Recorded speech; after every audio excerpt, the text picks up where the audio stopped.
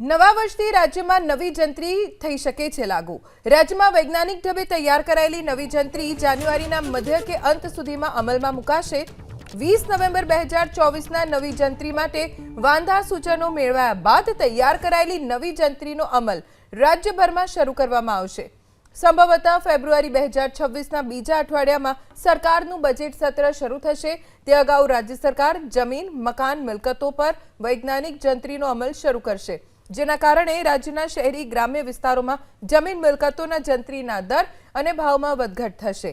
વર્ષ 2006માં નવી જંત્રીના દર નક્કી કરવા માટે સર્વે કરાયો અને વર્ષ 2008માં તેનો અમલ કરવાની જાહેરાત કરાઈ, પરંતુ જંત્રીના દરમાં અતિ ભારે વધારો કરાયો હોવાથી ચારે તરફથી વિરોધ થયો।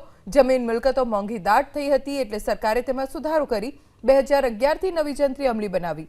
સામાન્ય રીતે મહેસૂલ વિભાગની કાર્યપદ્ધતિ મુજબ દર વર્ષે નવેસરથી જંત્રીના દર નક્કી કરીને તેનો અમલ કરાતો હોય છે।